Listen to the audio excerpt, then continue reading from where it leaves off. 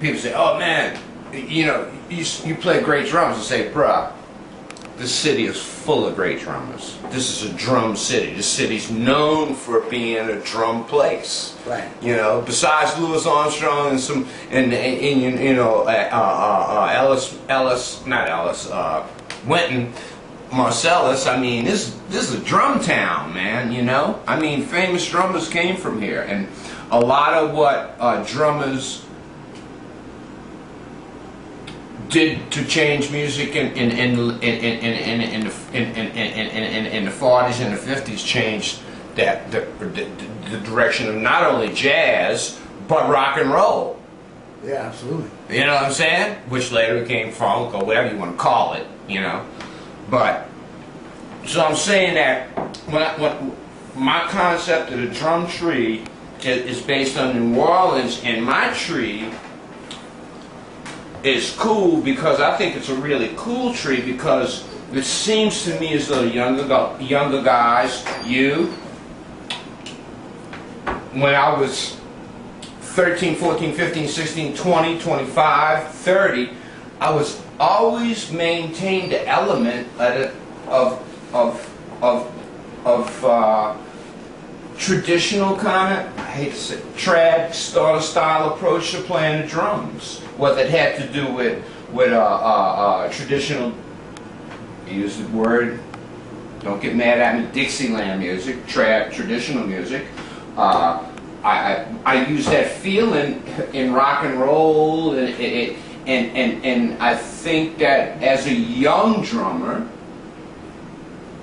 in New Orleans, I was blinded to the concept of this is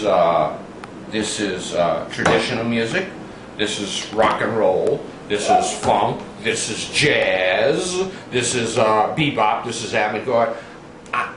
In my beginning early stages with learning all the traditional Dixieland type songs and being associated with older guys who were into funk, you know, and they would, you know, so I crossed the lines. They said, "Come in," and I'd be playing some funk, and at the same time playing this, and the guys in the funk band say, "Come over to my house," and I'd be listening to John Coltrane and shit, you know, and stuff like that. So it'd be that kind of thing. So what I'm saying about the tree is, it's a strong tree. I go back to my first, you know, the first thing I really wanted to say. It's a tree, the old good old, oh, he's going to talk about the tree of life. No, this tree maintains a certain element, a characteristic that even the young drummers today do. You know, and I think it's part of the DNA or the molecular structure of hanging out here and living here and being exposed. And if you sit there long enough, you're going to play like that guy. Something's going to slip into you, you know. And I don't mean from here, I mean from here, you know. That's all I always say. Playing drums around here, all the drummers play from the neck down, you know. There ain't a whole lot of, you know, there ain't a whole lot of, I don't think, doesn't sound, it sounds like feeling to me. It don't sound like the guy thinks about is what he's playing. Right. Sounds like he's feeling good. Right. So that's what, when I say tree, I don't mean it to be such a cliche, you know, as like, well, tell me about the tree of, you know, the evolution of the domestic dog. You know, I think this particular tree is really maintaining much more of a percentage than a lot of things do. And that percentage that it maintains is the, I guess, that early street beat style playing, Right. which became part of our classic identity for funk. Right.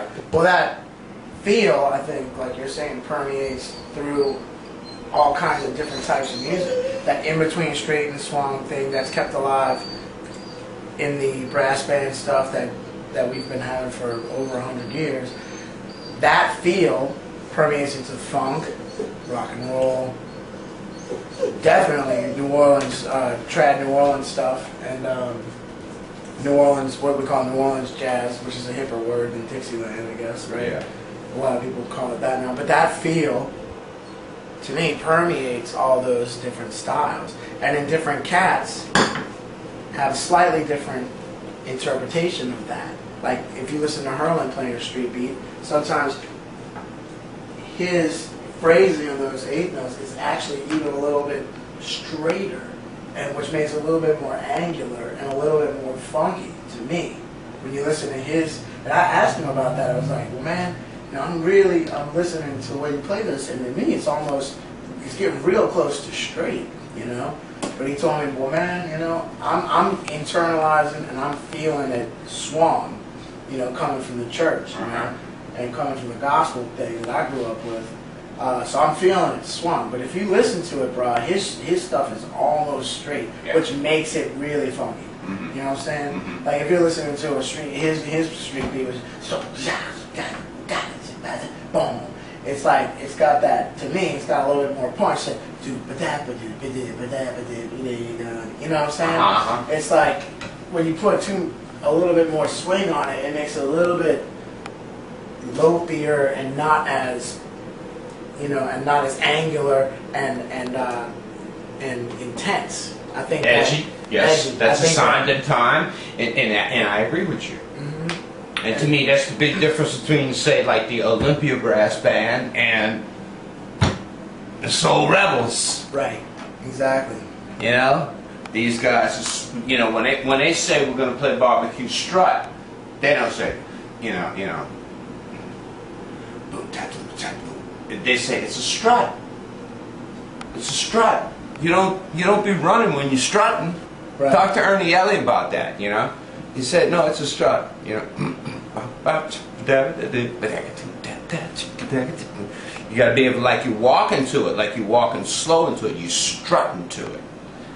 And, you know, so I mean that's just that's exactly, I'm agreeing with you 100%. You know, and whereas nowadays this is a new generation.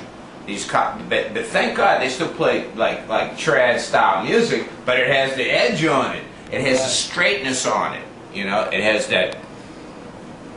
It's intensity. Yeah, intensity of our society. Mm-hmm. It reflects where they live, the circumstances that they had to grow up with. Lots of things.